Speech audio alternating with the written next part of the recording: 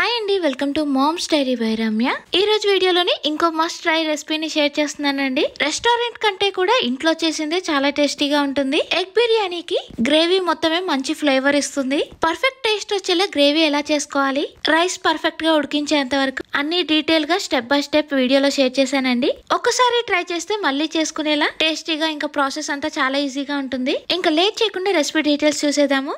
ఈ egg biryani recipe కోసం 7 నుండి 10 వరకు గుడ్లని ఉడకపెట్టేసుకోవాలి. ఇలా ఉడకపెట్టిన ఎగ్స్ ని పైన నైఫ్ తోటి కొద్దిగా ఘాట్లు పెట్టేద్దాము. ఇలా ఘాట్లు పెట్టడం వలన ఎగ్స్ కి మసాలా అంతా కూడా బాగా పడుతుంది. ఇలా ఉడికించిన ఎగ్స్ అన్నిటికీ కూడా లైట్ గా ఘాట్లు పెట్టేశాక 1/2 teaspoon salt, 1/2 teaspoon పసుపు, 1/2 టీ స్పూన్ మనం రోజు వాడే కారం వేసుకుని ఎగ్స్ అంతటికి కూడా ఈ మసాలాలన్నీ బాగా పట్టేలా ఒకసారి టాస్ చేసేసుకుందాము.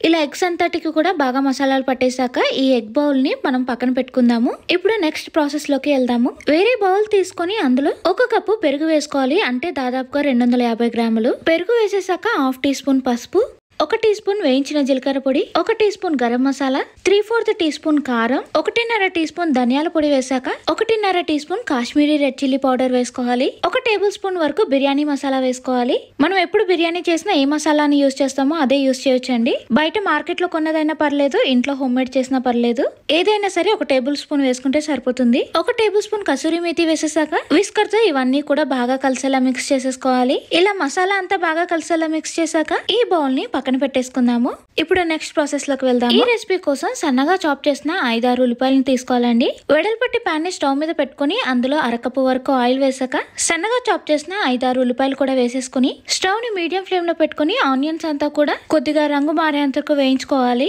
ఇవి రంగు మారి లైట్ బ్రౌన్ కలర్ వచ్చేంత వరకు వేయించుకోవాలి. ఈ ఆనియన్స్ వేయించడానికి కొద్దిగా టైం పడుతుందండి. ఆల్రెడీ మన దగ్గర వేయించిన ఫ్రైడ్ ఆనియన్స్ ఉంటే వాటిని 1 కప్పు వేసి డైరెక్ట్ గా ప్రాసెస్ స్టార్ట్ చేసేయచ్చు.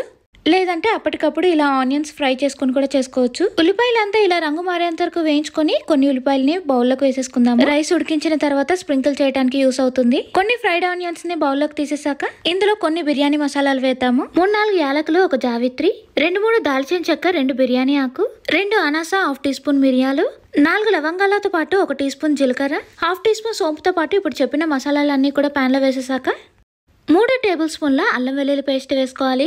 మనం చేస్తుంది ఎక్కువ క్వాంటిటీలో కాబట్టి ఈ మాత్రం పడుతుందండి. అల్లం వెల్లుల్లి పేస్ట్ వేసి అది పచ్చివాసన పోయేంత వేయించాక 4 మీడియం సైజ్ టమాటాలని పేస్ట్ చేసుకుని అది కూడా వేసేసుకోవాలి.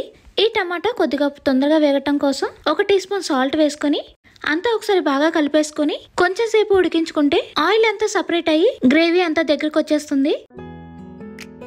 ఇలా గ్రేవీ అంతా దగ్గరకు వచ్చేసాక ఇందాక మనం రెడీ చేసి పెట్టుకున్న పెరుగు మసాలాలు అవంతా కూడా ఇందులో వేసేసుకోవాలి. ఈ పెరుగు వేసేటప్పుడు స్టవ్ ని ఆఫ్ చేసి ఆ తర్వాతనే పెరుగు వేయాలి, లేదంటే పెరుగు విరిగిపోయే ఛాన్స్ ఉంటుంది. స్టవ్ ఆఫ్ చేసి పెరుగు వేసాక అంతా ఒకసారి బాగా కలిపేసుకొని ఆ తర్వాత స్టవ్ ఆన్ చేయాలి. అంతా కలిసేలా మిక్స్ చేసుకుంటూ మీడియం ఫ్లేమ్ లో కుక్ చేసుకుంటే కొద్దిసేపటికే ఆయిల్ అంతా సపరేట్ అయ్యి గ్రేవీ అంతా కూడా చూడటానికి ఇలా కనిపిస్తుంది. ఇలా ఆయిల్ అంతా సపరేట్ అయ్యాక గుప్పెడు పుదీనా, గుప్పెడు కొత్తిమీర, 2-3 పచ్చిమిరపకాయలు వేసేసాక 1 నిమ్మకాయతో తీసిన నిమ్మరసం అంతా కూడా వేసేసుకోవాలి. చెప్పిన మెజర్మెంట్స్ అన్ని కూడా కరెక్ట్ గా వేయండి, చాలా టేస్టీగా ఉంటుంది. ఈ గ్రేవీ పర్ఫెక్ట్ గా వచ్చిందంటే చాలండి, బిర్యానీ టేస్ట్ అదిరిపోతుంది. ఇవన్నీ వేసేసాక ఇందాక మసాలాలు కలిపి ఎగ్స్ ని పక్కన పెట్టుకున్నాం కదండి, ఆ ఎగ్స్ ని కూడా ప్యాన్ లోకి వేసేసుకుని ఎగ్స్ విరిగిపోకుండా పక్కన నుండి నెమ్మదిగా కలుపుతూ అన్ని కలిసేలా మిక్స్ చేసుకోవాలి. ఇలా అంతా కలిసేలా మిక్స్ చేసేసాక మూత పెట్టి ఒక 5 నిమిషాల పాటు మీడియం ఫ్లేమ్ లో కుక్ చేసుకుంటే ఇలా ఆయిల్ అంతా సపరేట్ అయ్యి గ్రేవీ అంతా కూడా బాగా ఉడుకుతుంది.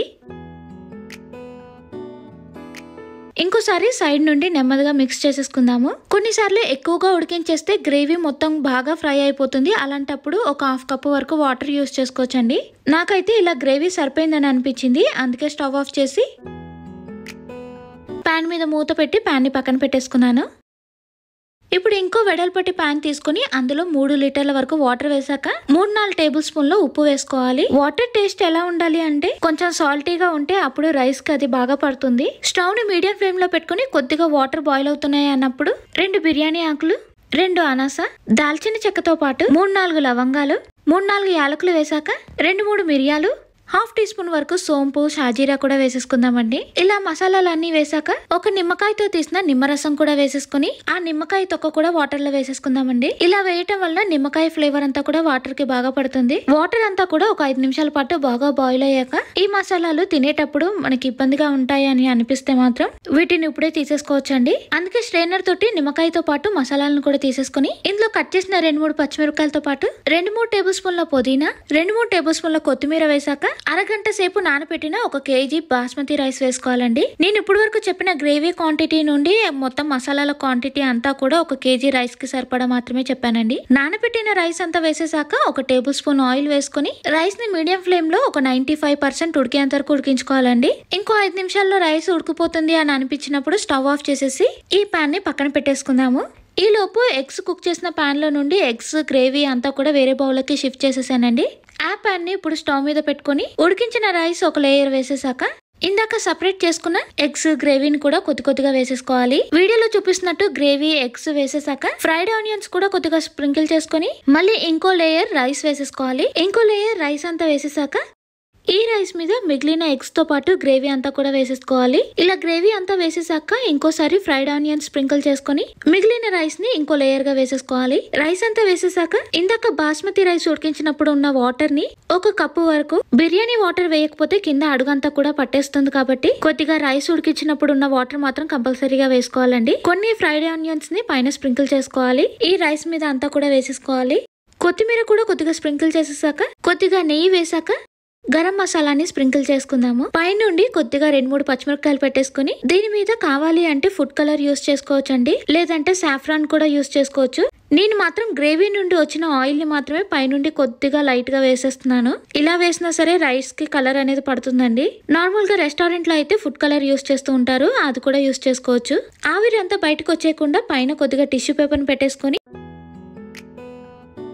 దాని మీద అంతా కూడా వాటర్ స్ప్రింకిల్ చేసేసాక మూత పెట్టేసుకుందాము. ఈ మూతకి చిన్న హోల్ ఉంది కాబట్టి దాని మీద ఒక లవంగం పెట్టేసుకుందాము, ఆవిరి బయటికి రాకుండా. ఆవిరి కొంచెం కూడా బయటికి రాకుండా మొత్తం కవర్ చేసేసుకోవాలి. ఇప్పుడు స్టవ్ ఆన్ చేసి దీన్ని ఒక 3 నుండి 5 నిమిషాల వరకు హై ఫ్లేమ్ లో, ఆ తర్వాత 10 నిమిషాలు లో ఫ్లేమ్ లో కుక్ చేసుకోవాలి. అప్పుడు రైస్ అనేది పర్ఫెక్ట్ గా కుక్ అయిపోతుంది. స్టవ్ మీద నుండి తీసిన వెంటనే మూత ఓపెన్ చేసేయకుండా ఒక 15 నిమిషాల తర్వాత రైస్ ని మిక్స్ చేసుకోండి. రైస్ కొద్దిగా గోరువెచ్చగా ఉన్నప్పుడు పొడి పొడిగా వచ్చేస్తుంది. మస్ట్ ట్రై రెసిపీస్ లో ఈ ఎగ్ బిర్యానీ ఒకటండి. గ్రేవీ ఫ్లేవర్ ఎంత బాగుంటుంది అంటే బయట కన్నా కూడా టేస్టీగా అనిపిస్తుంది. చెప్పిన మెజర్మెంట్స్ ని అలా ఫాలో అయిపోండి, పర్ఫెక్ట్ గా వచ్చేస్తుంది. రైస్ ఒకటి కరెక్ట్ గా ఉడికించుకుంటే చాలండి, ఇంట్లోనే బయట దానికన్నా కూడా టేస్టీగా చేసుకోవచ్చు. అంతే అండి, ఎంతో టేస్టీ అయిన ఎగ్ బిర్యానీ అయితే రెడీ అయిపోయింది. ఈ వీడియో నచ్చినట్టయితే తప్పకుండా లైక్ చేసి మీ ఫ్రెండ్స్ కి షేర్ చేయండి. ఇంకో మంచి వీడియోతో మళ్ళీ కలుద్దాం. Thank you for watching. Bye bye.